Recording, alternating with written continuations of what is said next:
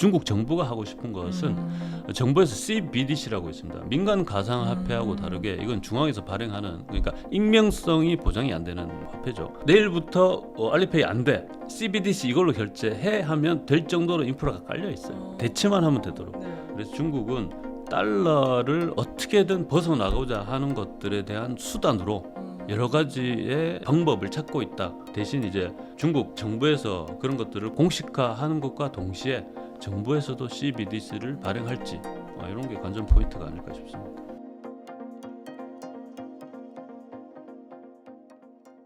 안녕하세요. 오늘 인터뷰 진행을 맡은 김혜연입니다.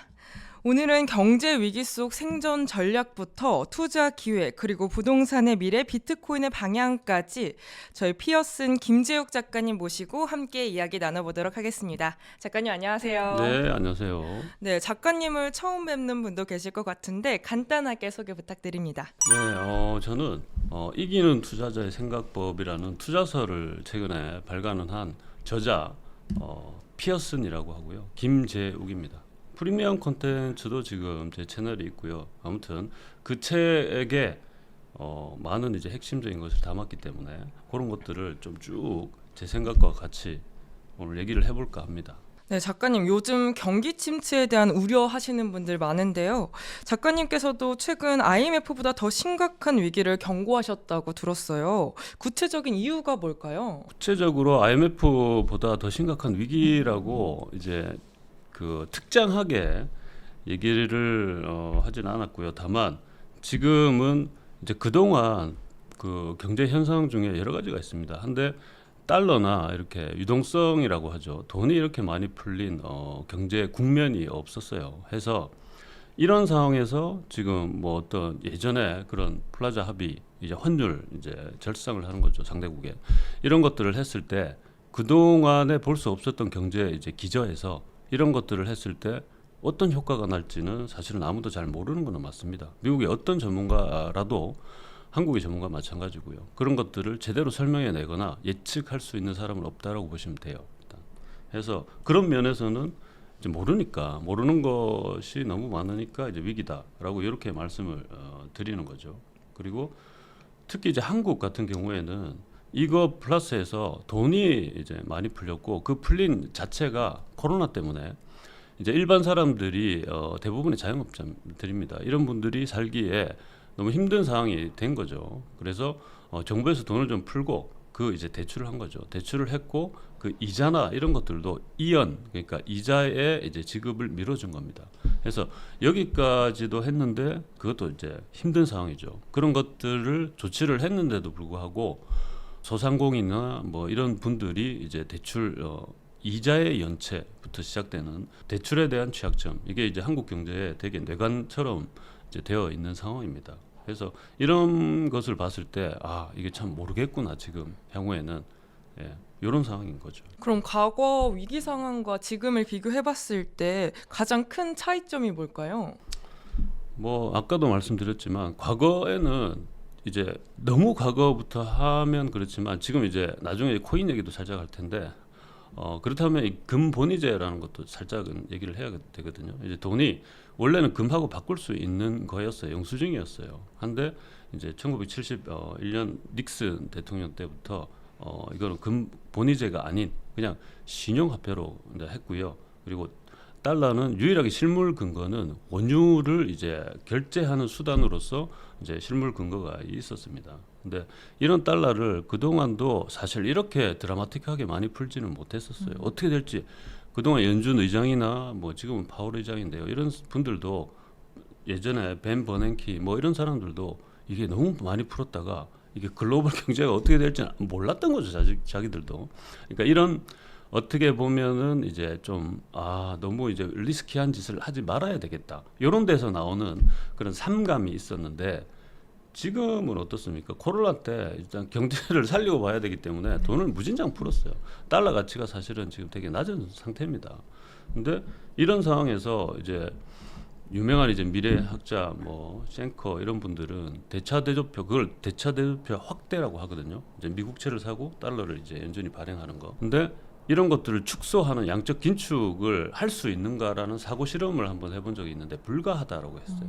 양적 긴축을 그러니까 시중에 깔린 돈들을 가치가 있게 만들어야 되니까 이거를 그 처음에 만든 사람들이 그걸 이제 흡수를 해야 되는데 그 작업을 연준이 좀 했는데 하다가 이제 어떻게 됐습니까? 또 뭐 미국 경제나 그리고 트럼프 이런 사람들이 그럼 되느냐 금리 내리라고 그러고 있으니까 이제 또 완화를 또 시키고 속도 조절한 겁니다. 이른바 그 양적 긴축 자체를 속도 조절을 한 거예요. 그래서 이렇게 많이 이제 유동성이 풀려 있는데 그런데도 불구하고 지금 금리를 또 내리고 한국은 아마 29일 금통이 열려가지고 이제 금리 기준금리를 결정하는 날이거든요.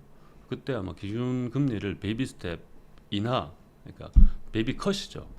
0.25 정도 인하할 확률이 높은데 이렇게 했을 때 과연 돈의 가치 그리고 돈으로 계측되는 자산 가격 이런 것들이 어떻게 될지 난망이라는 거죠.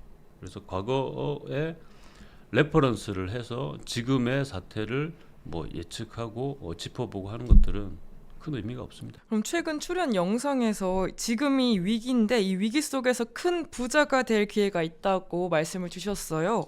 그럼 지금이 가장 큰 부자가 될 수 있는 기회라고 작가님은 생각하시나요? 이제 부자도 나오겠지만 네. 가장 큰 이제 폭망도 있을 것이다라고 생각을 하는 네. 거죠. 이게 기본적으로 돈을 찍어 내 신용화폐라고 하는 게 이제 금의 기저에 금이 없기 때문에 찍어낼 수 있다고 생각하고 마음대로 낼 수 있으니까 어차피 여기도 부자 저기도 부자 이렇게 될 수 있다고 생각하지만 그 기저는 제로섬입니다. 어차피. 그래서 큰 이제 어떤 가치에 기반한 것들이 이제 포스트처럼 이렇게 서 있어야 되기 때문에 그게 없는 상태에서 돈을 무진장 이제 풀기만 하고 그리고 다 부자로 만들어 두면 그것 또한 생각을 해보면 되면 가치가 없어지잖아요. 돈을 누구나 100만 원씩 갖고 있으면 하루에 100만 원씩 벌고 있으면 네. 가치가 없다는 건 이제 아실 겁니다. 그래서 이런 거고요. 지금은 이제 위기라는 것은 이제 우리가 그동안 몰랐던 역대급 이제 블랙스완이라고 이른바 얘기하는 그런 위기 상황에 올 수 있다라는 것 때문에 이제 위기라고 하는 것이고요. 근데 이런데도 불구하고 사실은 버티고 살아남을 수 있는 전략은 따로 있습니다. 해서 이런 위기가 왔을 때 우리 보통 가장 많이 한국에서 드는 예가 IMF 이제 외환위기죠. 네. 그때 잘 모르실 것 같은데 그때 하여튼 나라가 반타작이 났었습니다. 그래서 그거를 기점으로 많이들 생각을 하시죠. 그리고 2007년 이제 금융위기 이런 것들이 있습니다. 근데 그러한 것들 위기를 레퍼런스해서 지금을 이제 평가할 수 있는가, 짚어볼 수 있는가, 재단할 수 있는가, 그럴 수 없다는 거고요. 그러면 어떤 위기에도 대부분의 위기, 사실 전쟁까지도 저희는 생각해야 된다고 봅니다. 그런 위기까지도 감안한 여력을 만들어 두고 투자 행위를 하면 그 위기가 끝난 후에 승자는 누구겠습니까? 버티고 살아남은 네. 사람이 되겠죠. 예. 이런 측면에서 위기고 기회가 될 수 있다. 이렇게 얘기를 드립니다. 네. 그러면 앞으로 주목해야 할 자산군을 하나만 꼽자면 뭐가 있을까요? 사실은 자산군을 얘기하는 것은 이제 지금 이제 젊은 세대들이 곽강하는 사실은 코인이나 이렇게 특정할 수는 있겠지만 사실 그건 아닙니다. 저는 분명하게 말씀드리고요. 지금은 자산군 말고 어떤 지역에 있는 자산, 어떤 이제 로컬 베이스로 그러니까 여기는 이렇게 통화가 다른 지역 베이스로 어떤 지역에 투자를 해야 될까가 더 중요하다고 생각을 합니다. 지금 최근에 이제 가장 이제 미국과 한국의 이제 무역 상황을 보면 제일 크게 대두가 되고 있는 게 그 옛날에 이제 미일 플라자 합의라고 네. 했던 게 있습니다. 그래서 그러한 거하고 똑같이 한미 플라자 합의를 하지 않았는가라고 이제 추측을 하는 게 있죠. 저는 대단히 높은 확률로 그랬을 것이다. 지금 환율을 계속 저는 보고 있기 네. 때문에 그랬을 것으로 이제 추측을 하고 있기도 하고요. 그러면 그렇다면 그게 이제 사실인지 아닌지 투자자는 따질 필요가 없어요. 이러면 됩니다. 투자자는 그렇게 됐을 때 나의 경우는 최악의 시나리오는 뭔지 시나리오 플랜을 하면 되거든요. 네. 예. 그래서 지금 상황에서 이제 자산군이라고 아까 말씀하셨는데 저는 원화 강세 국면이 계속된다면 네. 한국에 있는 원화 또는 원화 표기 자산이 이제 각광을 받을 것이다. 상승을 할 수 있다 이렇게 생각을 합니다. 그러면 한국에 있는 자산군이 더 각광을 많이 받을 네. 거라는 말씀이시죠? 원화 또는 원화 표기 자산. 그럼 어, 한국에 있는 자산이죠. 네. 그죠? 그럼 미국 주식 같은 거는 별로 안 좋다는 말씀일까요? 그게 왜냐하면 네. 미국 주식이 좋죠. 저는 네. 엔비디아를 수년 전부터 그거는 뭐 옛날에 미국 서부 개척 시대 때 이제 그때 금광을 이제 하러 갔잖아요, 네. 사람들이. 그때 돈 번 게 이제 청바지 아니면 곡괭이 사업자거든요. 리바이스 같은 네. 거. 근데 그런 거하고 비슷한 게 엔비디아라고까지 얘기를 했기 때문에 거기는 망할 수가 없습니다. 그래서 미국에 있는 주식이 그렇게 오르는 건 어느 정도 오르는 건 맞아요. 그렇지만 그 전에 오른 폭만큼의 그런 상승폭이 있지는 않을 거고요. 그리고 네. 환율을 보시면 지금 이제 1,400원 정도에 이제 달러로 바꿔서 들어가서 거기를 투자를 해봤자 환율이 지금 워낙 강세라면 내려가는 거거든요. 네. 그러면 환율이 1,200 저는 중반대까지 떨어진다고 봅니다. 오. 1,250원까지 왔을 때는 이게 엔비디아가 아무리 올라도 환차 손이 나요. 그러니까 의미가 없다는 거예요. 그래서 이럴 때는 원화나 원화 표기 자산을 꽉 쥐고 있다가 원화의 가장 강세, 그러니까 환율의 저점을 알 수는 없으나 대략적으로 판단을 할 수 있습니다. 너무 꼭지점에 팔 수는 없거든요. 살 수는 없거든요, 달러를. 네. 그때 그쯤 됐을 때 다시 달러를 사는 게 가장 좋은 스탠스가 아닌가 생각합니다. 근데 지금 환율 변동성이 되게 크다고 들었는데 그럼 이런 원달러 환율이 앞으로 어떻게 될 거라고 생각을 하세요? 이거는 사실은 알 수는 없는데 네. 저도 이제 환율의 움직임이나 이런 것들을 네. 굉장히 많이 저는 보거든요. 저는 보통 이제 부동산으로 이제 투자를 많이 했기 때문에 상관이 없을 것 같잖아요. 네. 한국 부동산 네. 하는데 환율이 뭔 상관인가. 네. 그렇지만 환율의 이제 그 변동에 따라서 자산 가격은 변화를 해요. 왜냐하면 돈이 이제 한국 돈 자체도 우리가 정부에서 개런티는 했지만 그게 이제 종이잖아요. 네. 그걸 이제 갖고 가서 금 바꿔주세요 하면 안 바꿔주잖아요. 그러니까 실물 근거가 없고 이러한 이제 우리나라 돈의 가치를 측정할 수 있는 것은 환율입니다. 왜냐하면 기축 통화가 이제 어쩔 수 없이 달러가 돼 있으니까. 네. 달러는 아까도 말씀드렸지만 실물 근거는 원유가 있기 때문에 그나마 이제 수요가 있죠, 글로벌하게. 그래서 환율을 보지 않을 수 없고요. 그러면은 이게 자산이라는 것들이 자네 보세요. 그냥 자산은 그냥 그대로 있어요. 근데 우리가 계측하기 위해서 그걸 돈으로 가지고 계측을 하는 거잖아요. 근데 그 계측을 하는 자 같은 돈이 줄어들거나 늘어날 수 있다는 거예요. 네. 그럼 얘가 가치가 없는데 그러면 자산 가격이 오른 게 아니거든 사실은. 그런 걸 파악하기 위해서는 당연히 환율을 계속 모니터링 할 수밖에 없고요. 지금은 이제 그러한 상황인데 그러한 이제 기저에 그런 메커니즘이 있고요. 지금은 원달러 환율 같은 경우에 사실은 플라자 합의를 저는 했다라고 거의 보고요. 플라자 합의처럼 원화 절상, 그러니까 원화 강세를 미국이 요구를 했다라고 생각을 합니다. 그러면 한국 수출 기업들은 사실은 되게 힘들어요. 왜요? 그럼 자 보세요. 1달러를 이제 어치를 팔았어요. 네. 수출 기업 A가. 네.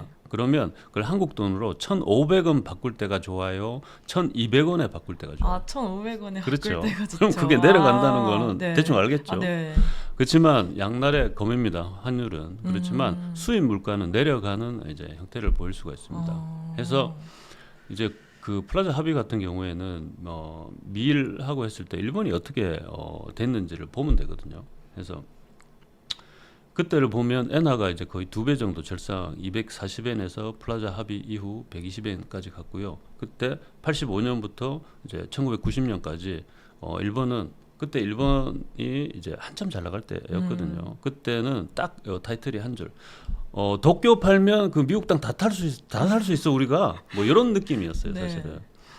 그래서 우리는 그렇게까지는 버블이 있지는 않을 것 같고요. 하지만 상당 부분 절상이 되지 않을까라고 저는 보고 있습니다. 그러면은 이제 국내 경제나 이게 투자 자산에 어떤 영향이 있는지 궁금하겠죠. 그러면 이제 딱 아까도 잠깐 말씀드렸지만 한국 경제는 수출 주도형 아니죠. 수출 목숨 건 경제입니다. 수출이 안 되면 우리는 안 돼요. 사실 내수가 1억이 넘어가는 인구도 아니고 사실은 수출이 안 되면 안 됩니다. 일단은 어느 정도 특히나 우리 3대, 4대 기업이 있잖아요. 삼성, 현대, LG, SK. 여기 다 수출하는 업체들이잖아요. 기업들이잖아요. 네. 잘 되겠습니까? 안 되겠습니까? 자동으로 그동안 한 1,500원으로 이제 우리가 수익을 남길 수 있는 거를 네. 똑같이 팔았는데 1,200원밖에 못 벌어요. 그러니까 수출 업체는 이제 곡소리가 나는 거죠. 그리고 트럼프가 이제 관세에 대해서도 이제 얘기를 하는 거죠. 자동차 네. 관세나 뭐 이런 것들, 반도체도 마찬가지. 그러면 이제 사실 이제 수출에 목숨 건 국가가 수출이 잘 안 된다. 이건 내수가 아무리 떠받쳐 준다 하더라도 네. 힘들다는. 그런데 내수는 어떤가? 소상공인부터 아까 초도에 말씀드렸다시피 박살이 나 있다고 했습니다. 그러면은 이게 되게 심각한 상황으로 이제 갈 확률이 높죠. 그러면은 어떻습니까? 경기가 안 좋은데 네. 이렇게 더 안 좋을 것 같으면 그건 디플레이션이 돼야 되잖아요. 네. 맞잖아요. 그게 자동이에요. 그게 자연적으로 그렇게 돼야 됩니다. 근데 국가나 한국은행 같으신 분들이 수장들이 그렇게 두면 욕을 처먹겠죠. 그러면 가만히 있겠습니까? 아니죠. 그쵸. 그러니까 부양을 합니다. 돈을 금리를 내리고 돈을 풀 수밖에 없어요. 이러면 안타깝게도 자산은 오를 수밖에 없습니다. 왜냐하면 외국에서도 돈이 들어오고 이게 원화 강세를 알면 추세를 알면 적정한 때 외국 돈이 들어와서 원화 강세 때 팔고 나가면 네. 환차익만 해도 엄청나거든요. 그래서 이럴 때는 자산을 갖고 있는 그 그룹이 압도적으로 유리합니다. 특히 한국 자산. 어떤 뭐 주식도 마찬가지. 부동산 특히 더. 일단은 어떤 식으로든 계속 이제 오늘은 일관되게 말씀드리는 게 원화 표기 혹은 원화를 갖고 있는 것이 되게 좋을 것이다. 그러면 이 위기 상황이면은 이게 현금을 확보를 해야 되는지 아니면 위기일수록 뭔가 자산을 더 모아서 이렇게 자산을 갖고 있어야 되는지 정말 고민이 많이 되는데 작가님은 어느 쪽을 선택하시고 싶으신가요? 저는 이거는 이제 그 자기가 어떤 네. 상태에 있는지에 따라 좀 달라요. 가령 사회 초년생이고 자기가 이제 어떤 아까 원화 표기 자산이라고 했는데 네. 대규모의 주식이나 서울 수도권의 아파트 이런 것들 부동산 이런 것들이 없다면 네. 사실은 원화 자체를 갖고 있으면 물론 그 원화가 이제 강하니까 나중에는 달러로 바꿀 때 유리는 하겠지만 아까 계속 말씀드렸다시피 금리를 내리고 하면은 그것의 의미는 돈 값어치를 내린다는 거거든요. 내가 이제 원래 100만 원 받았어요. 근데 그거를 물가 상승이 이제 일어나 버리면 그 구매력이 확 떨어지잖아요. 그러면 할 수 없이 내가 100만 원을 갖고 있다 하더라도 인플레이션 때문에 그 노가 없어지는 거거든요. 그거를 해지할 수 있는 자산을 원화 표기 자산을 사두는 게 가장 이제 적절하죠. 자산이 없는 그룹 경우. 그렇지만 자, 자산이 있고 어느 정도 이제 주택도 있고 혹은 주식도 있고 이런 사람들 같은 경우에는 나중에 이제 어떤 식으로든 위기 뒤에는 기회가 올 수밖에 없습니다. 네. 그 기회를 적절하게 잡을 수 있는 스탠스를 갖고 가야 돼요. 그러려면은 부동산을 자꾸 사두고 있으면 돼요. 유동성이 없어요, 사실은. 네. 팔기가 쉽지는 않거든요, 제때. 그러면 어느 정도는 이제 돈을 현금을 갖고 있어야 되는 그룹은 이미 자산을 원화 표기 자산을 갖고 있는 그룹은 이제 현금을 좀 갖고 있으면 기회가 왔을 때 왜냐하면 계속 모니터링 하다 보면 가격대가 자동으로 인지가 돼 있어요. 그래서 네. 가령 뭐 대표적으로 서울 이제 핵심지가 압구정 저는 이제 현대아파트 이런 네. 거 보다가 저게 저렇게 떨어졌어? 냉큼 뒤도 안 돌아보고 사면 되거든요. 아 그래요? 예, 이런 걸 하면 됩니다. 그거는 근데 이미 자산을 갖고 있고 현금화를 좀 시켜놓으면 좋다라는 말씀을 드리는 것이고요. 근데 현금만 가지고 내가 그런 식의 스탠스를 할 수 있는가? 절대 못합니다. 그리고 압구정이 얼마를 떨어졌던 그 규모에 압도당해서 원래 한 번도 자산을 안 사본 분들은 압구정 그 평수 많은 게 60억 정도에 팔렸는데 그러면 그거를 살 수 있는가? 이제 힘들다는 거죠, 사실은.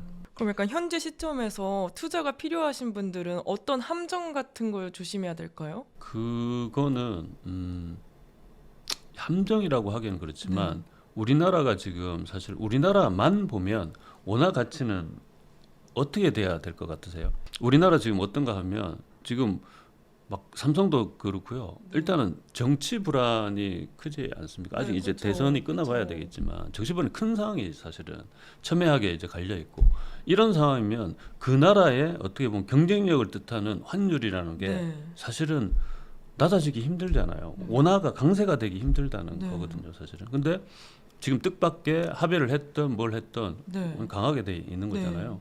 그러면 이런 상황에서 한국 경제에만 한국 정치 경제 상황만 보고 투자를 하면은 무조건 외국에 나가야 되잖아요. 네. 맞죠? 서학개미들. 네. 좋죠. 근데 지금 원화 강세를 어떤 식으로든 합의한 상황에서는 사실은 그게 이제 패착이 될 수 있다. 함정이 아니라 잘못 오판을 할 수 있다는 거죠.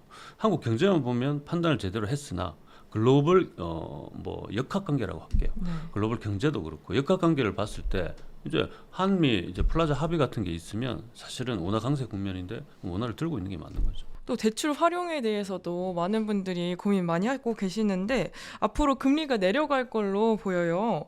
근데 지금은 약간 적극적으로 레버리지를 활용할 시점일까요? 아니면 보수적으로 접근하는 게 좋을까요? 이것도 이제 제가 왜 여기 나누느냐 하면 다주택자나 이미 네. 레버리지를 일으킬 대로 일으켜고 그리고 전세 보증금을이나 이런 걸 통해서 충분하게 이제 머니 카피라고 말씀을 네. 드리면 아실 거예요. 내 어떤 자산으로 돈을 만들어낼 수 있는 게 대규모의 주식.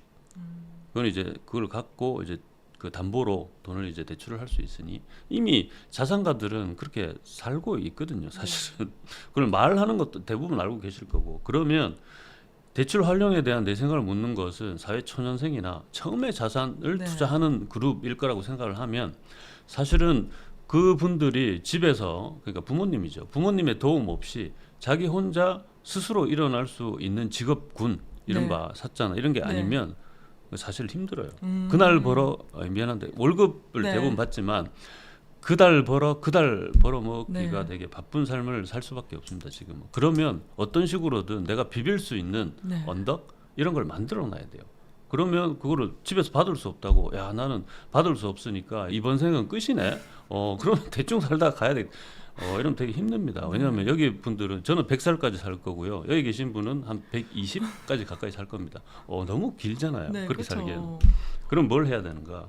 비빌 언덕을 스스로 만들 수밖에 없습니다. 레버리지 당연히 써야 됩니다. 쓰는데 그걸 써가지고 뻘짓을 하면 안 되죠. 그러니까 처음에 투자를 할 때 제일 이제 문제가 뭔가 하면 수익을 막 내려고 하는 게 있어요. 네, 그쵸. 그렇게 생각하지 말고요. 제가 드린 원금, 내가 이제 투자한 원금이 훼손만 안 되게끔 그리고 물가 상승률만 해칭이 되면 인플레이션만 해칭이 되면 그것으로 족하는 게 있어야 되고요. 그리고 일단 내 돈이 투여가 되면 그거를 공부를 자동으로 합니다. 안 할 수가 없어. 매일 보지 말라고 그래도 맨날 체크를 안 해도 되는데 네. 체크를 하고 있어요. 그쵸. 이래서 공부 아닌 공부가 되고 그럼 경험치가 쌓이는 거예요. 그럼 보는 눈이 달라지거든요. 어느 이제 시점에 이르면 경험치와 이제 지식이 이제 만나가지고 크로스 해가지고 이제 보는 게 되게 높아집니다. 투자에 대해서도. 그래서 이런 류의 이제 그런 경로가 있기 때문에 특히나 레버리지를 일으키고요. 그 대신에 이제 원금이 훼손되지 않는 곳에 투자를 하시고 그리고 레버리지를 일으킬 때 국가에서도 조금 이제 처음에 이제 사회 진출하시는 분들한테 이런 레버리지를 쓰라고 한 게 있어요. 대출을. 그게 이제 대표적으로 보금자리론과 디짐돌 대출이라고 네. 있습니다. 정부 대출이죠. 한국이 IMF를 맞더라도 이것들은 이제 흔들리지 않을 겁니다. 그렇게 말씀드릴게요. 그러면 이걸 써야 되겠습니까? 안 써야 당연히 써야 됩니다. 이런 그쵸. 것들 쓰라고 있는 것. 네. 이런 것들을 뻘스러운 자산에 이걸 일으켜 가지고 사는 게 아니라요. 네. 사실은 정해져 있어요. 처음에 뭐 투자처를 여러 가지 뭐 이게 투자가 10% 나네, 2% 이렇게 20% 나네 생각하지 마시고요. 서울 수도권 아파트에 먼저 이런 대출을 받아서 투자를 해보시면 투자하는 이제 지식이나 경험치가 오르지 않을까 싶습니다. 그럼 작가님이 보시기에 요즘 부동산 시장 분위기 한마디로 하면 뭐가 될까요? 요즘은 이것도 말씀드릴게요. 부동산 시장은 크게 세 가지 요인이 지금 가장 큽니다. 뭔가 하면 유동성. 이제 저는 환율을 보지만 사실은 이제 환율 그 밑바닥에 유동성 돈이 많이 풀린 거 그리고 금리 한국 금리죠. 그리고 수급 요건 이제 공급입니다. 수요 공급인데 하여튼 이런 거가 이제 가장 크게 변수로 작용을 합니다. 요인으로 작용을 하는데요. 이 세 가지 요인이 다 부동산 상승에 이제 가 있어요. 보십시오. 유동성은 돈이 많이 풀린 거는 인정. 그리고 이제 금리 어떻습니까? 향후에 더 떨어질 네. 거예요. 할 수 없어요. 지금 그 금리를 기준금리를 안 내리면 한개 이제 자영업자들 다 그냥 그 넘어집니다. 그러면은 최소한 새마을 금고나 이런 거 한두 군데는 쓰러져야 돼요. 그거를 우리가 감당할 수 있는 그런 거는 아무도 모르는 거예요. 그래서 금리는 내려갈 수밖에 없고요. 그리고 수급 수요는 사실은 소비 심리이기 때문에 갈 때와 같습니다. 이게 잘 몰라요, 사실. 근데 공급 같은 경우에는 역대급으로 낮습니다. 그동안 서울 특히 서울 수도권 서울 같은 경우에는 5만여 가구가 이제 계속 신축이 돼 있어야 돼요. 네. 근데 그게 이제 반으로 났죠. 2만여 가구밖에 안 됐고요. 그리고 올해 그리고 내년 내후년까지는 그거의 절반으로 공급은 그냥 작살이 났습니다. 그래서 이렇게 보면은 당연히 상승을 해야 되고 어떻게 보면 뭐 여러 가지 뭐 살려고 해야 되고 이런 게 돼야 되는데 잠잠하죠 지금. 네. 왜 그렇겠어요? 수급 중에 수요가 소비 심리가 제일 중요한데 정치가 이렇게 되니까 지금은 전세 일단 살아보자. 이런 게 이제 너무 이제 심각하게 그 소비 심리가 저조합니다. 이게 100 이상이어야 네. 수요가 많고 100 이하 중에서도 50, 60 정도로 되게 저조해요. 그래서 일단 매매는 네. 지금 되게 저조한 상태고 보합이라고 이제 네. 합니다. 그래도 이제 한번 우리가 토지 거래 허가 구역을 한번 네. 해지한 적이 있는데 그때 강남 3구 등 핵심지 아파트의 가격은 그냥 바로 이제 치솟았거든요. 네. 이제 그런 걸 보면 대기 수요가 있다는 것이고요. 하지만 지금은 정책 리스크 때문에 못 움직이고 있다는 거고요. 근데 여기서 최근에 제가 특기할 만한 거는 저도 이제 주택을 좀 갖고 있기 때문에 아파트를. 근데 아파트에 이제 최근에 전세 계약을 이제 새롭게 체결을 해야 돼요. 네.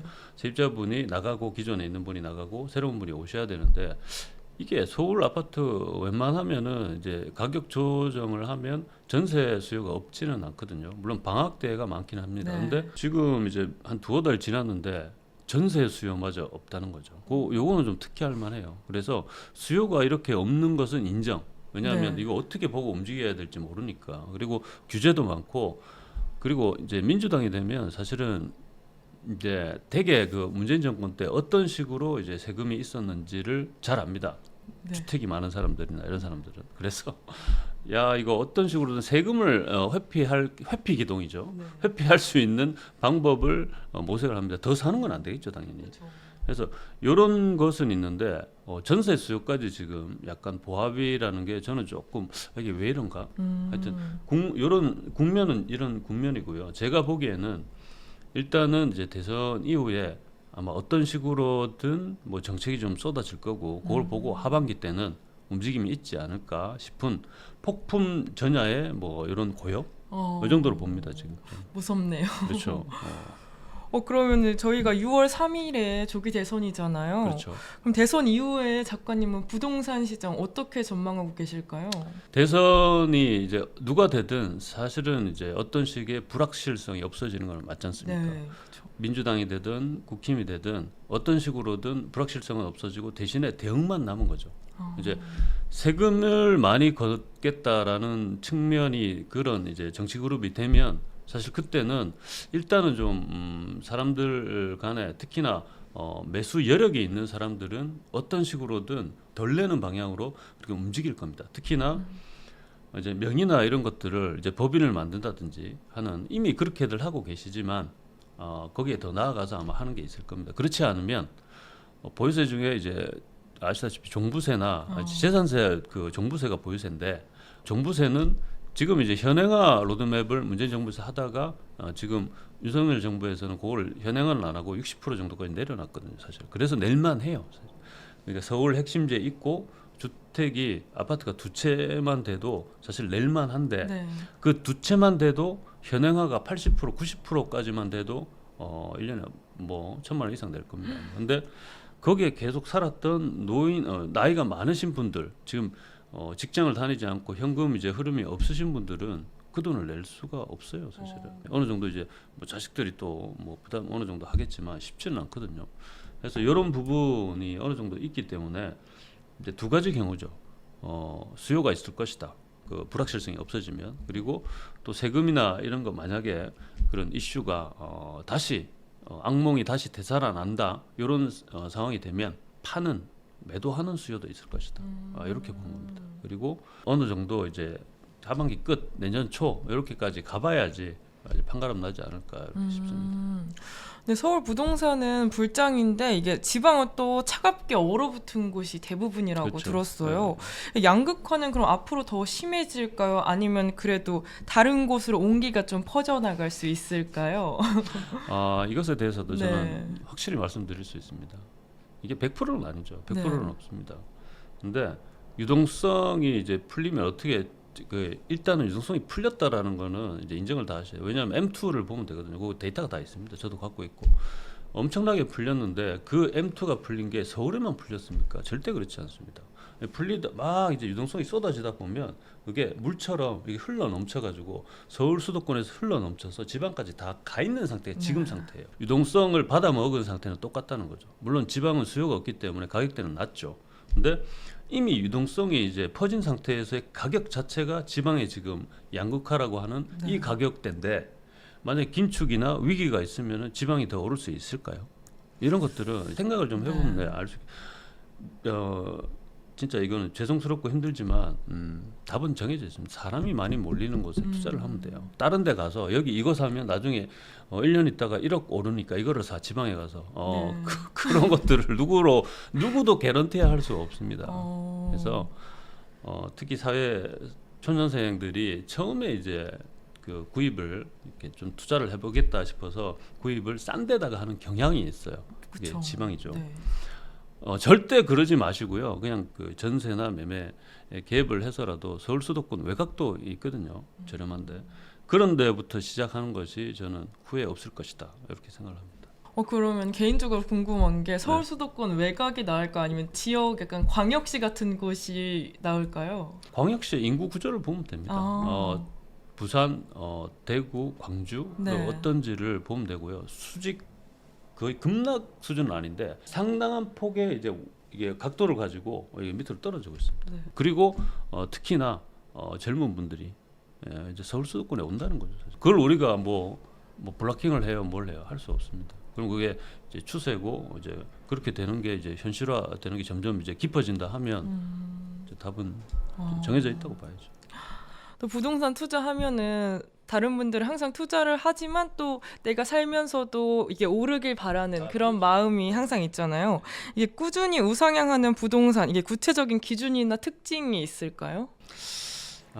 요거는 이건 있죠. 디테일하게는 있습니다. 근데 그 디테일을 지금 하나하나 따지기에는 좀 그렇고요. 저는 그 큰 테두리에서 이제 일관되게 말씀드리면 이건 양극화는 이제 거스를 수 없는 거예요. 양극화라는 거는 일단 지방도 그렇고요. 서울 수도권 내에서도 그럴 겁니다. 그러니까 강남 이제 아까 예를 드렸던 그 압구정 이제 한 채 60억 팔렸죠. 현대가. 근데 다른데 그러면 저거를 따라가서 우리가 옆에 있는 뭐 잠실까지는 비슷하게 갈 겁니다. 근데 청파구에서 잠실만 있는 게 아니니까 다른 데도 야 우리도 저거 비슷하게 가지 않을까? 안 갑니다 절대로. 이게 비율로 유동성이 떨어진 비율로 움직이기 때문에 비율은 보세요. 60억의 10%는 6억이에요. 근데 원래 20억짜리의 10%는 2억밖에 안 돼요. 그러니까 비율로 따져보면 돼요. 그럼 양극화는 이제 기하급수적이 될 겁니다. 기하급수적은 좀 그렇고요. 점점 더 양극화는 이제 어쩔 수 없는 거라는 걸 계속 말씀드리겠습니다. 네. 그럼 약간 우상향하는 부동산을 계속 갖고 있으려면 사람들이 항상 몰리는 곳에 우선 부동산을 생각을 해야 되는 거죠? 그렇죠. 그거 잠깐 말씀드리면 이제 답은 정해져 있다고 해. 그 답이 이제 지역이 서울 수도권이라고 말씀드렸는데 그러면은 쉽죠. 60억 들고 거기가 사면 돼. 근데 60억이 없는 게 문제잖아요. 그러면 어떻게 스텝 바이 스텝을 하느냐. 그래서 이제 잃지 않는 게 중요한 거예요. 지방에 아무리 투자해서 그거 갖고 있다가 나중에 100년 있다가 1억이 오르면 그게 의미가 있습니까? 없다는 거죠.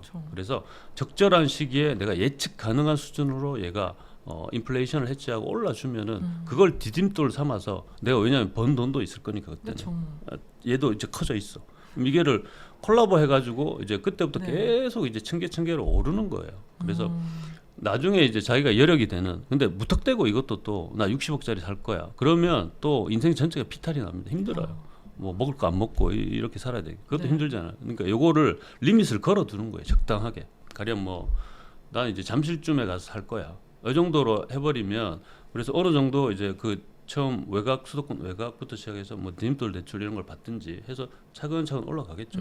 그리고 자기도 이제 결혼하고 하면 뭐 더블 인컴 될 거고 이런 식으로 해서 어느 순간 되면 그 아파트를 내가 원하는 아파트를 이제 전세로 그 매매 전세 계획을 가지고 살 수 있는 그 금액이 될 겁니다. 그럼 그렇게 사두고 조금 이제 고생을 하는 거죠. 조금 직장 뭐 많이 안 떨어진 데서 그래도 주거비가 싼 데서 있으면서 그렇게 이제 그 차근차근 올라가는 게 저는 이제 처음에 잃지 않고 그리고 내가 가려는 방향하고 이제 자산이 어느 정도 같이 움직여줘야 돼요. 나는 지금 막 뭘 결혼도 하고 해서 뭐가 소득 수준이 높아졌어요, 사실은. 근데 네. 이 자산은 꼬꾸라져 있어. 이러면은 힘도 안 나고요. 야, 이걸 어떻게 해야 될지는 모르는 거예요.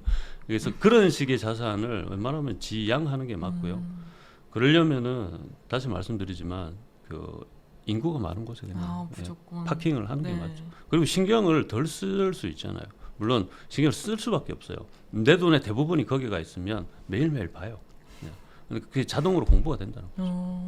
그럼 약간 갈아타게 고민하시는 분들은 항상 고민인 게 부담스러워도 이제 상급지를 가야 하나 아니면은 그냥 뭐 수도권 외곽으로 또 좀 빠져도 괜찮을까 이렇게 고민 많이 하시는데 작가님은 어떻게 생각하세요? 그 뭐 추론이 가능하죠. 제 얘기를 드렸으니까 네. 연세가 좀 있고 네. 자녀 리스크가 있지 않은 경우에는 내가 어차피 뭐 가령 수도권의 신도시에 있었어. 근데 여기에 있지 말고 조금 자연을 벗삼아서 수도권 외곽으로 빠져. 이런 짓을 하면 안 됩니다. 이런 짓 절대 하면 안 되고요. 일단은 조금 이제 이런 게 있더라고요. 저는 이제 물가 이게 인플레이션이 되게 네. 그 돈의 이것도 신용화폐 개념인데 돈의 가치는 떨어질 수밖에 없다라는 대전제가 있어요. 네. 이제 이거를 보면 이제 화폐 가치가 떨어지기 때문에 지금의 10억하고 몇 년만 지나도 10억이 그다지 지금도 많이 큰 돈은 아니지만 지금 내가 느끼는 10억의 값어치랑 조금 더 4, 5년 지났을 때의 10억의 값어치는 완전히 달라져 있을 겁니다. 그게 왜냐하면 처음에 제가 1억을 제 사회 초년 뭐 초년이 아니라 좀 사회생활 제법 했을 때도 1억의 가치는 대단했었어요. 지금 1억의 가치는 사실은 뭘 할 수 있는 게 없어 이래 가지고 그런 식의 돈의 가치가 떨어지는 거기 때문에 특정 특이점 그러니까 부부의 더블 인컴 그리고 어느 정도의 핵심지에 가서 살 수 있는 뭐가 있으면 가차 없이 좀 무리를 해서라도 그런데 이제 들어가는 게 맞다는 거죠. 그래야 후회가 없을 겁니다. 근데 항상 누구나 그 상급지에 가고 싶지만 그 자본이 부족하니까 못 가잖아요. 그렇죠.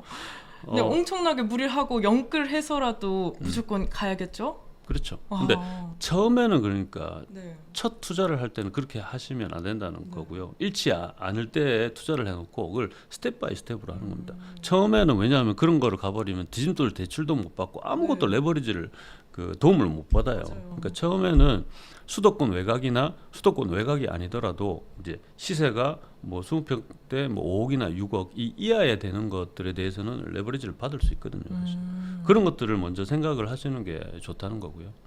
그러면 걔들이 이제 물가 상승률 대비해서 조금 많이 오르지는 않겠지만 많이 올라요. 근데 서울 수도권 쭉쭉쭉 오르죠. 그리고 전세도 쭉쭉쭉 올라요.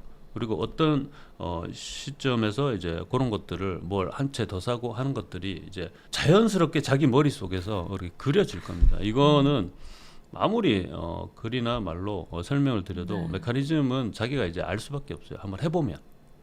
예. 그래서 투자는 스터디나 뭐 이렇게 티어리 같은 게 아니에요. 그냥 기술입니다. 기술. 그냥 해야 돼. 기술은 뭐다? 하면 느는 거잖아요. 자기가. 각자 상황도 다르기 때문에.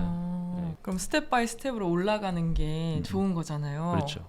그러면은 이제 처음 진입할 때 저평가된 지역이 있다면은 어디를 추천해 주실 수 있으실까요? 지역을 네. 그 지역 추천하다가 망해먹은 우리 전문가들 되게 많거든요. 아, 사실은. 진짜요? 네. 그러니까 소리 소문을 왜냐하면 그거는 저는 뭐 이렇게 얘기해도 되는데 컨설팅을 유료 컨설팅을 하시는 이제 부동산 분들 중에 많죠. 유료로 이제 했다가 지금 지도세도 모르게 쓸려가신 분들 많잖아요. 그게 저는 IMF는 저는 그때도 이제 학생이었기 때문에 그렇지만 그 2007년 그 리먼 무너졌을 때 금융 위기 때 내노라 하는 이제 부동산 전문가들이 쓸려 나가는 걸 한번 봤거든요. 그리고 2013년에 하우스 푸어 때 전세 역전세 맞아가지고 그때 저도 고생을 많이 했습니다. 그때 또 쓸려 나가는 사람 한 무더기 봤고요. 그래서 웬만하면은 지역은 이제 추천을 하지는 않지만 근데 뭐 지금도 많이 올랐어요. 사실 압구정을 이제 바라보고 있는 그 강 건너나 그리고 잠실을 바라보고 강 건너가 광진구거든요. 거기도 오르긴 했는데 그 부근에 아차산 쪽 뭐 이렇게 있거든요. 한번 찾아보시면 조금 이제 왜냐하면 거기 동서울 터미널이 거기 있는데 네. 아시다시피 근데 그거를 리모델링을 아마 신세계가 하는 걸로 제가 알고 있어요. 좀 시간은 걸릴 텐데 그게 만약에 다시 되고 그리고 이제 바로 잠실 건너가 거기거든요. 네. 잠실이 지금 어느 정도는 이제 덩치를 확실히 키웠기 때문에 네. 거기도 나쁘지 않겠다 이렇게 보는 거죠. 어. 아무튼 그 부근에 이렇게 언덕이 좀 있고 하지만 가보시면 될 겁니다. 언덕이 있는 것도 중요한가요? 언덕이 있고 평지인 것도 이게 엄청 중요하죠. 아. 그거는 유모차를 끌어보면 돼요. 이거는 결혼하고 아이를 낳아보면 돼요. 또 그게 또 중요한 요소가 엄청나게 되는군요. 중요하죠. 그리고 서울에 수도권은 말고요. 네. 택지지가 있으니까. 근데 서울에 구릉이 없는 데는 크게 보면 이제 압구정하고 그 이제 반포 쪽 네. 일부고요. 나머지는 청담부터 싹 다 구릉이 있어요. 네. 예, 아시다시피 대치도 마찬가지고. 근데 유일하게 신도시급의 이제 그 넓이를 가지고 있는 게 잠실이거든요. 그 네. 다 평지예요. 네. 그건 잠실도 섬이었기 때문에 그냥 네. 밀어서 한 거거든요. 그래서 이제 거기에서 애를 키우는 사람들이 그렇게 많고 거기는 이제 대규모 단지들이 있는 것은 대규모 단지가 되면 무조건 애들 키우긴 좋아요. 왜냐하면 학교가 들어앉아 있다든지 거기에 뭐 여러 가지 편의시설이 그 단지만 보고도 많이 들어오기 때문에 네. 그렇게 될 수밖에 없습니다. 그런데 수요는 아무리 우리나라가 지금 합계 출산율이 6점 몇으로 떨어졌죠. 나라가 소멸각이에요. 그걸 맞는데 소멸은 어디서부터 하느냐? 네. 지방부터 합니다. 죄송한데 그거 어쩔 수가 없더라고. 그래서 끝까지 살아남는 데는 이제 서울에 있는 그런데 다 그리고 우리 생애에서는 거기가 나락으로 가지는 않을 거예요. 우리 다음 세대. 그래도 제가 이제 100살까지 살아야 되니까 여기도 아마 문제 없을 겁니다. 120살까지도 네. 문제 없어요. 됐죠. 네. 우리 죽고 나서는 알아서들 하면 되는 거고. 그렇죠. 있잖아요. 네. 또 작가님이 쓰신 책에서 막 네. 부동산 적정 매수 가격 판별 방법 이거 제시해 주셨는데 그렇죠. 이 구체적으로 어떤 내용인지 설명 부탁드립니다. 이거는 조금 복잡하기는 네. 한데요.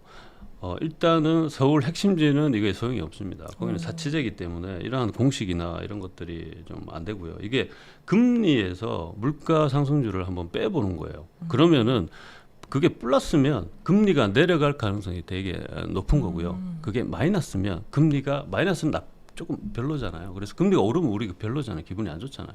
이제 그런 느낌이라고 보시면 되고요. 일단은 금리가 지금 2.75%입니다. 작년에 한국 이제 물가 상승률은 이제 요건 모르실 거고 저도 조사를 하니까 아는 거 2.3%예요. 근데 올해는 물가 상승률이 2%로 예상되는 거예요. 거의 이거는 맞아 떨어지거든요. 왜냐하면 통계를 그렇게 잡기 때문에 그럴 수밖에 없어요, 사실. 근데 그렇게 따지면 2.75에서 작년 거 2.3%를 빼도 플러스 0.45고 그리고 올해 2%를 빼도 플러스 0.75%죠. 이러면은 금리가 내려갈 확률이 되게 높은 거예요. 금리가 내려가는 국면이라는 겁니다. 그래서 보통은 근데 안정적인 금리 빼기 물가 상승률의 안정적인 것은 마이너스 0.5 내지 뭐 마이너스 1 정도 돼도 돼요, 사실. 근데 지금은 마이너스 1 뭐 이렇게 해도 안정적이긴 한데 워낙 이제 그 대출이나 리스크가 아까 말씀드렸다시피 소상공인 뭐 이런 부분 연쇄돼서 힘들고 한 부분이 뇌관처럼 있기 때문에 금리를 아마 내릴 수밖에 없는 국면이 될 것이다 이렇게 생각하는 거고요. 그러면 이제 요것과 그리고 지금 내가 살려는 부동산 특히 저는 아파트를 보통 하는데 아파트를 이제 이런 수익률이 뭔가 하면 월세 수익률이에요. 그러니까 월세 수익률을 이제 맞췄을 때 이런 금리가 어떻게 되는지 봐야 되고 지금 금리보다는 높아야 되는 거잖아요. 네. 그래야지 내가 이자를 뭐 대출 금리 얘기하는 거예요. 대출 금리보다 이제 높아야지 대출을 내고 이자를 내더라도 이 수익이 되니까.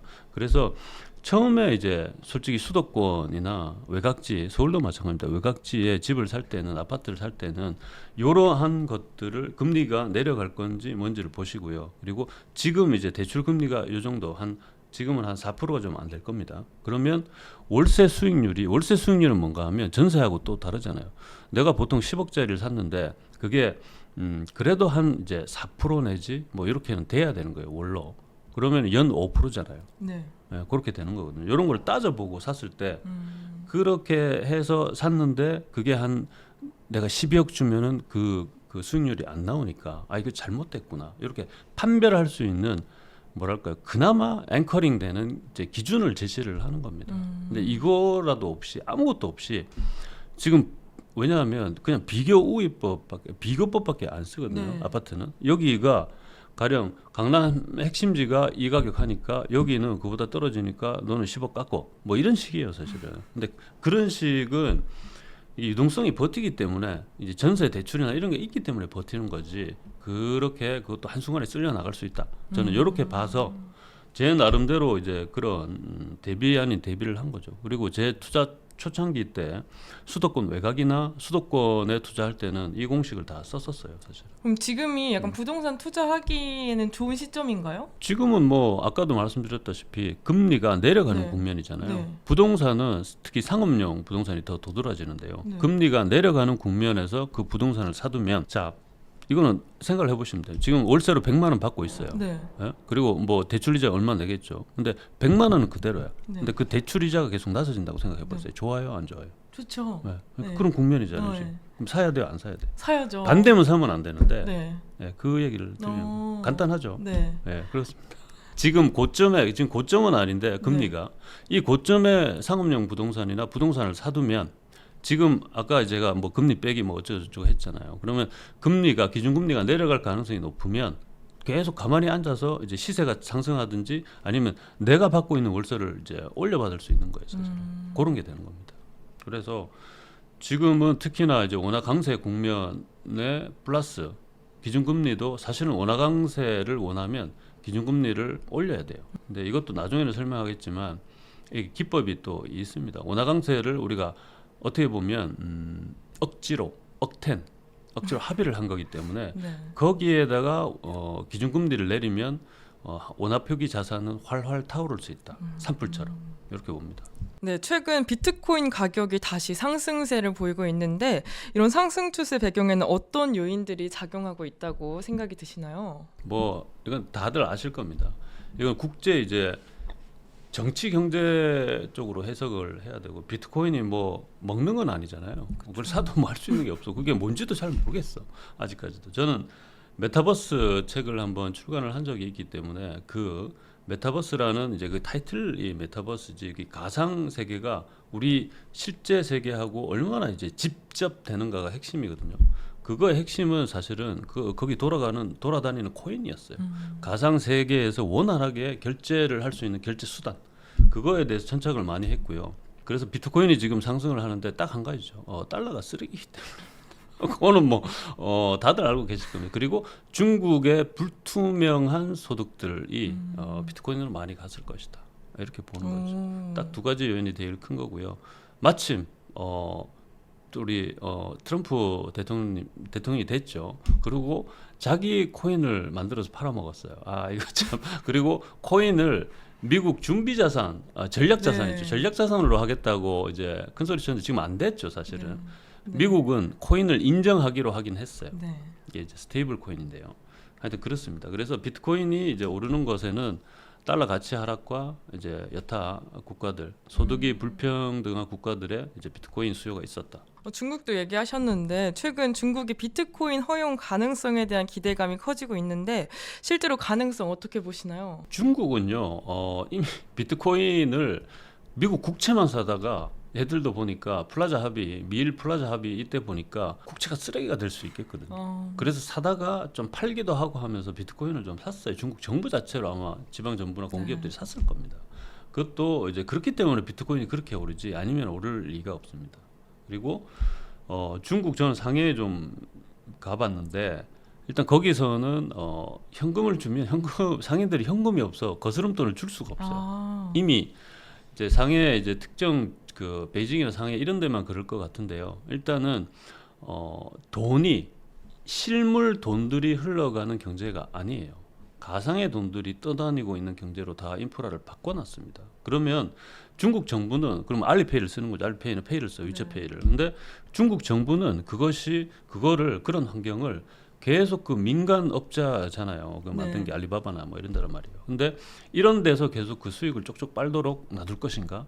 저는 그렇지 않다고 봅니다. 그런 인프라를 만들어 놓고 중국 정부가 하고 싶은 것은 정부에서 CBDC라고 있습니다. 민간 가상화폐하고 다르게 이건 중앙에서 발행하는 그러니까 익명성이 보장이 안 되는 이제 화폐죠. 자, 중국에서 딱 이러면 내일부터 알리페이 안 돼. CBDC 이걸로 결제해 하면 될 정도로 인프라가 깔려 있어요. 대체만 하면 되도록. 네. 제가 그거를 적나라하게 느끼고 왔기 때문에 그래서 중국은 달러를 어떻게든 벗어나고자 하는 것들에 대한 수단으로 여러 가지의 뭐 방법을 찾고 있다. 이렇게 보고 있습니다. 그래서 중국의 이제 민간인들이 비트코인 투자를 하도록 허락하겠는가? 일단 중국은 어떤 식으로든 민간부터 시작해서 중국 정부까지도 비트코인을 하고 있어요. 이거 허용하느냐 뭐 그런 문제는 이제 넘어간 것 같고요. 일단 하고 있고 대신 이제 중국 정부에서 그런 것들을 공식화하고 공식화하는 것과 동시에 정부에서도 CBDC를 발행할지 이런 게 관전 포인트가 아닐까 싶습니다. 그러면 이제 중국에서 비트코인을 공식적으로 허용하게 되면은 글로벌 암호화폐 시장에도 이제 큰 영향을 줄까요? 그렇죠. 엄청난 영향이 공식적으로 하는 것은 그 보시면은 비트코인을 우리가 결제 수단으로 쓰는 사람이 몇이나 있겠어요. 그건 투자 상품으로 다 보는 거잖아요, 사실. 근데 일단은 그런 차원에서 보면 그게 상품, 투자 상품으로 인정을 받는다. 어떤 뭐 주식처럼 그래 버리면 또 한 번에 이제 상승이 없을 수는 없습니다. 근데 이제 달러라는 거가 이제 있고 그리고 그게 이제 상품이긴 하지만 비트코인이 있고 나머지 알트코인이 있단 말이죠. 네. 근데 이런 것들이 다 추정이 되잖아요. 그러니까 달러 대신에 그거를 사는 사람들이 생기는 거예요. 네. 달러 대신에 그걸로 결제하는 사람들이 생기는 거예요. 이거를 달러 기축 통화국인 유일하게 미국이 강점이 두 가지죠. 무력 달러 기축 통 달러를 수출하는 거예요. 하여튼 그거가 뭐 멸망하고 있는데 그걸 그냥 보고 있겠습니까? 그래서 저는 비트코인에 처음에 이제 좀 낮은 가격대 1억이 안 됐을 때도 계속 주의를 한 거예요. 언젠가는 거기에 모인 돈들 그게 달러거든요. 다. 달러들을 공중분해시킬 것이다. 미국은. 그런 것들을 계속 이제 조금 경고 아닌 경고를 해왔고요. 투자하시는 분들, 코인 투자하시는 분들한테 그거는 언제가 될지 모른다. 오늘 1억 2천 됐고 내일 모레 2억 된다고 했을 때도조차도 내일 됐을 때 비트코인은 빵이 될 수 있다. 네, 이런 거를 얘기를 하죠. 저는 그런 데 투자는 안 합니다. 의식주가 그래도 물려 있는 곳에 투자를 하는 게 맞다고 생각합니다. 또 어떤 분은 뭐 비트코인은 뭐 강남 아파트다, 뭐 금이다, 막 이런 말씀 많이 해주시는데 그럼 비트코인과 금, 부동산 중에서 지금 시대에 가장 유리한 자산 뭘까요? 비트코인, 금, 부동산 이렇게 했지 않습니까? 네. 주식은 왜 안 들어가 있는데? 그 가로치고 주식, 주식 미국 알겠습니다. 주식, 한국 주식까지. 네. 알겠습니다. 근데 일단 비트코인의 이제 카테고리에서 우리가 코인의 카테고리에서 얘기를 하고 있는데요. 네. 저는 메타버스 책을 쓸 때도 핵심은 그거였습니다.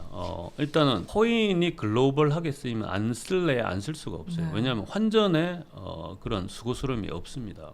일단 이런 것들을 근데 각국 정부에서 허용할지가 이제 관건이었는 거예요. 근데 그래서 가상 세계에서만이라도 그러한 것들이 널리 통용이 되면 어느 정도는 이제 가치가 메인넷이 구축이 되고 하는 것하고 연관이 있습니다.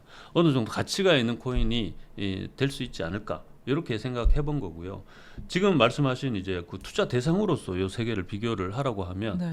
아까도 말씀드렸다시피 일단 비트코인을 비롯한 여러 가지 코인들, 알트코인들이 있는데 언제가 될지는 모르지만 한 번은 큰 위기를 겪을 것이다. 그런 게 제 생각이고요. 그런 것에 언제가 될지 모르고 나는 내가 모르는 걸 모른다는 걸 몰라요. 이런 곳에는 저는 원금을 잃어서는 안 되는 사람들은 투자를 하면 안 된다고 생각합니다. 다만 이게 나이대에 따라 다르긴 하더라고요. 조금 젊고 조금의 내가 리스크를 이제 왜냐하면 젊기 때문에 그 감수를 하고 있어요. 네. 한번 망해도 네. 뭔 말인지 알겠죠. 네. 내 돈이 거의 다 한 70%가 태워져 있어. 근데도 그게 이제 거의 빵으로 수렴하더라도 네. 한 번은 이제 기회가 있으니 그러면은 그 가치는 있는 거예요. 한번 해볼 가치는 있는 거예요. 왜냐하면 2억 되기 전에 언젠가는 이제 절멸이 돼. 비트코인이 빵이야. 그럼에도 불구하고 그 때까지는 이제 있는 거잖아요. 그러니까 이때는 타이밍이죠. 적절할 때 내가 먹고 요때다. 더 안 돌아본다. 2억 네. 돼도 나 상관없고 1억 5천 되면 빠져나오겠다. 빠져나와야 돼. 그럼 살아남을 수 있는 거죠. 이런 절제가 되는가? 안 될걸요. 일단 한번 해보시면 됩니다. 그렇죠. 어렵죠. 이제 오르기 어렵죠, 시작하면 당연히. 더 오를 거라는 그렇죠. 그런 희망이 보이잖아요. 근데 그거를 처음부터 이 투자를 할 때는 그것부터 정하고 들어가셔야 돼요. 주식이나 부동산처럼 계속 아이고 나 주식이다, 반려 부동산이다 이러면 맞아요. 안 돼요. 반려가 안 돼. 왜냐하면 빵인데 뭐 그렇죠. 그래서 그런 것들을 초반에 각오를 하고 젊은층은 들어가도 이거는 먹고 나올 수는 있어요. 사실은. 왜냐하면 빵이 되기 전에 나오면 되니까. 그럼 작가님이 보시기에 비트코인 약간 장기적인 가격 흐름 어떻게 보세요? 저는 특정 기간에는 2억까지 갈 수 있다고 생각을 합니다. 왜냐하면 지금은 이게 사이드 이펙트처럼 비트코인에 몰린 게 있어요. 뭔가 하면 미중 간의 이제 화폐에 대한 대립이거든요. 네. 이제 통화 주권에 대한 대립인 거예요. 중국은 계속해서 달러 말고 위안화 좀 쓰자고 계속 한 거고, 네. 그거를 이제 이란부터 시작해서 그 뭐 브릭스나 이런 걸 만들어 놓은 거죠. 러시아하고도. 그래서 그런 것들을 계속 넓히려고 하는데, 그러면은 중국 위안화는 또 야 중국 니들도 그거 쓰면 좀 그렇잖아. 그래서 대체로 밀고 있는 게 아마 비트코인을 비롯해서 일부 알트코인 이런 것들을 조금 밀고 있지 않나 이렇게도 생각을 하는 겁니다. 근데 미국 입장에서는 정말로 아리까리했어요. 그래서 CBDC는 중국이 먼저 아마 거의 이제 레디한 준비가 다 돼 있을 거고요. 네.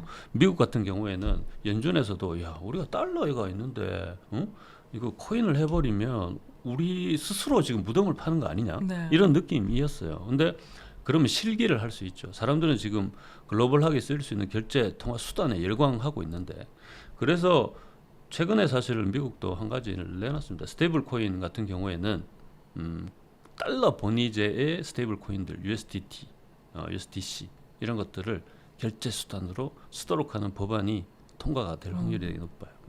이 상태에 있기 때문에, 그래서 일단은 그런 상태인데, 그런 거를 보면 비트코인의 장기적인 흐름은 일단은 2억이나 여기까지는 갈지 안 갈지 모르겠지만 어느 정도는 쭉쭉쭉 갈지 않을까 싶습니다. 근데 그럼에도 불구하고 비트코인의 끝은 왜냐하면 정해져 있어요. 왜냐하면 비트코인은 의식주하고 아무 상관이 없고요, 일단. 그리고 이게 지금은 그것 때문에 좋아요. 뭔가 하면 이게 채굴량이 리밋 걸려 있어요. 채굴량에 한계가 있어요. 그것 때문에 희소성이다 뭐 이렇게 난리인데, 이러한 것들이 이른바 결제 수단으로 쓸 수 있어요, 없어요? 없어요. 이런 것들은 금이 뭐 그래서 금이다 이런데, 금은 그래도 인류 고대로 거래에 진짜 실물 근거가 됐고요. 금 자체에 대한 인류가 이제 서포팅, 신봉하고 이런 것들이 있는데, 비트코인이 모든 세대에 골고루 그러한 지지를 받고 있느냐? 아니죠. 일부만 받고 있고 일부 국가만 그걸 받고 있다는 거죠. 그래서 언젠가는 이제 파멸이 있을 수도 있다는 거고요. 그리고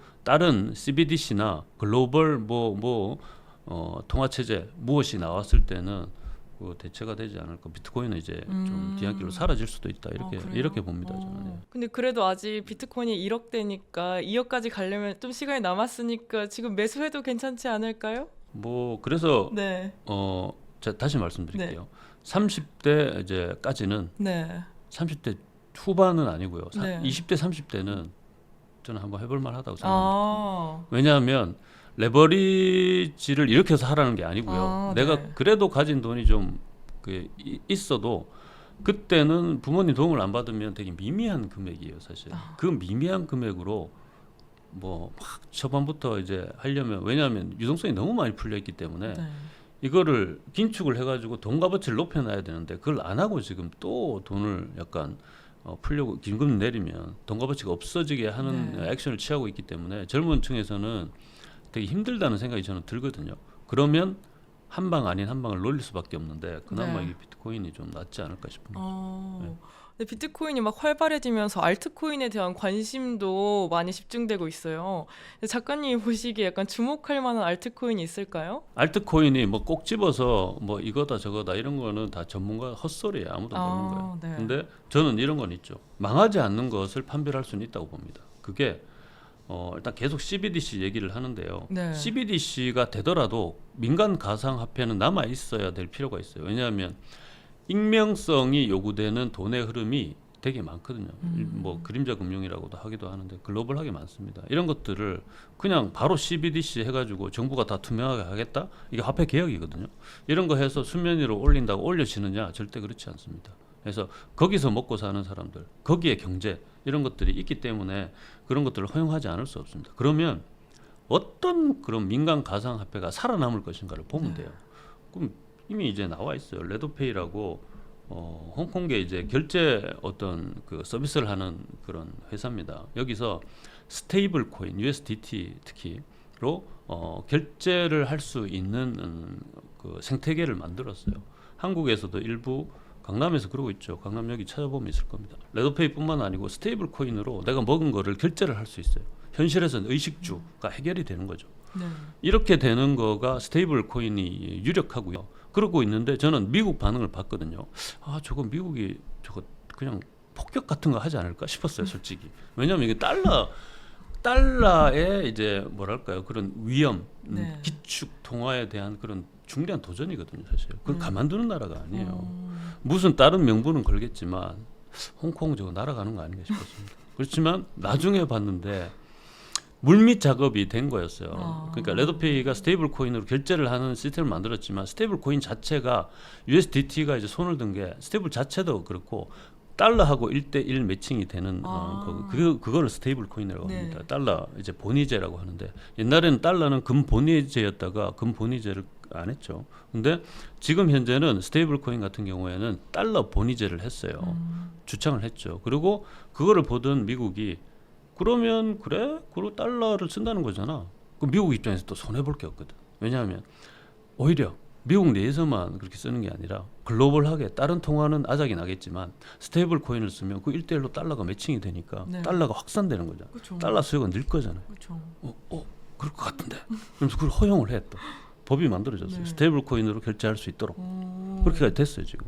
그러면은 그건 망해요, 안 망해요? 안 망하죠. 네.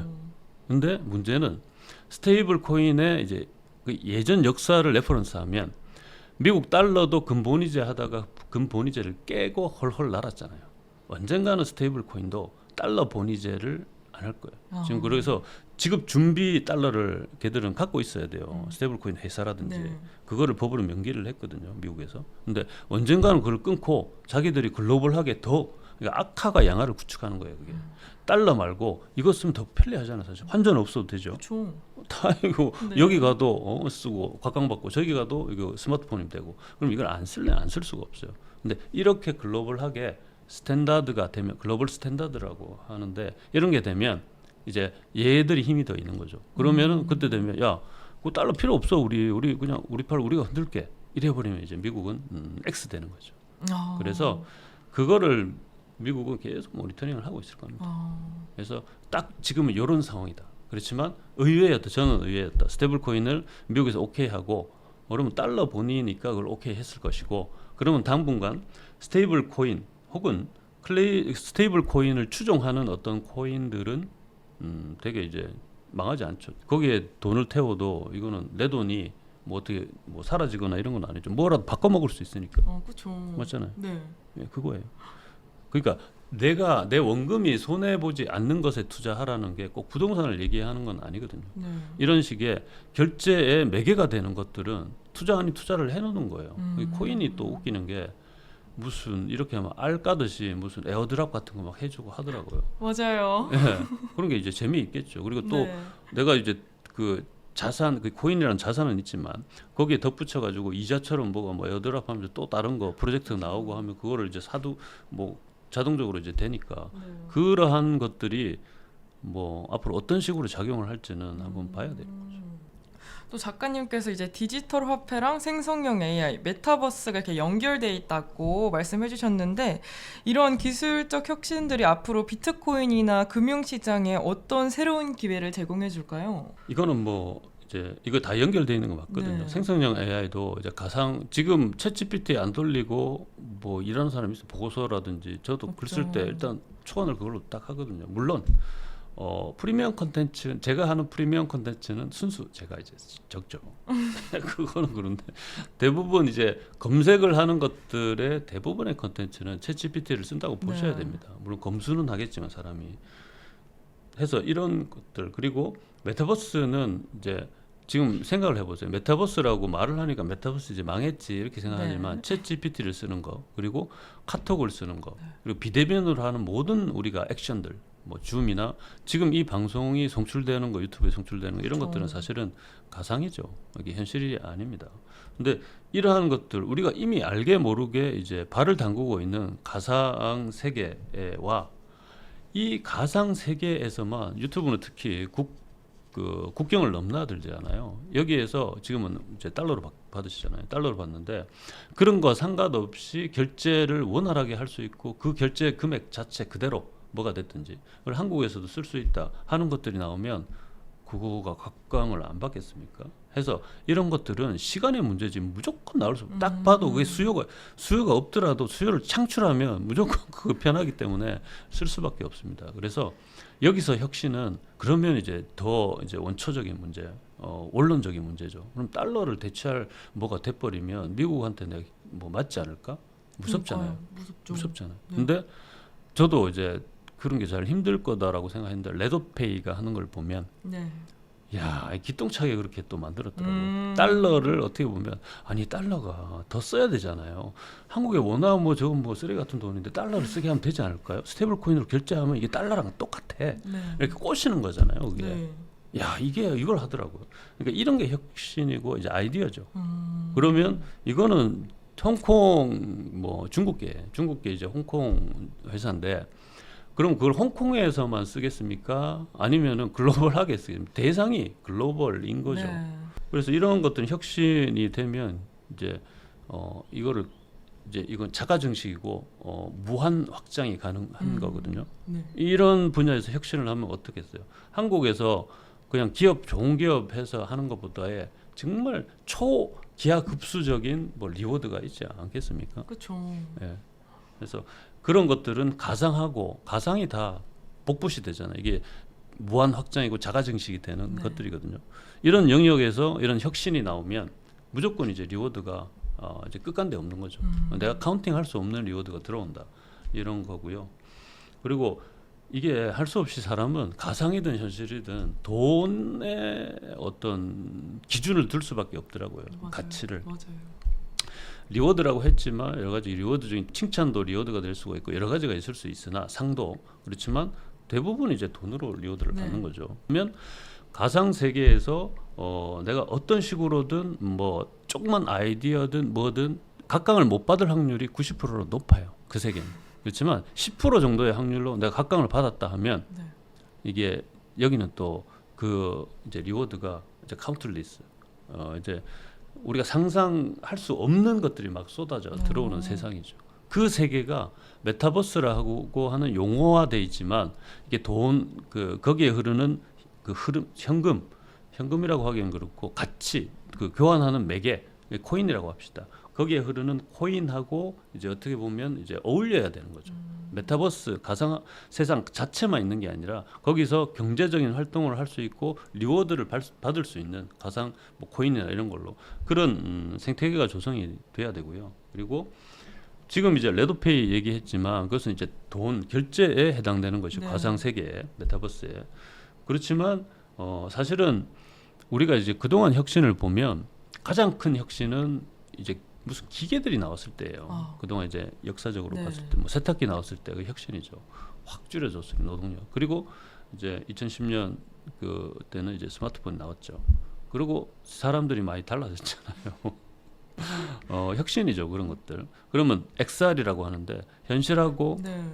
이제 가상하고 연결시켜주는 기기가 어떤 게 나오는지에 따라서 저는 이제 되게 또 뭐랄까 플랫폼으로 봤을 때 구글 뭐 네. 애플로 봤을 때는 이제 주도권을 잡을 것이고요. 그게 이제 첨단에 서 있는 게 천병에 서 있는 것이 이제 글래스라고 생각을 합니다. 안경.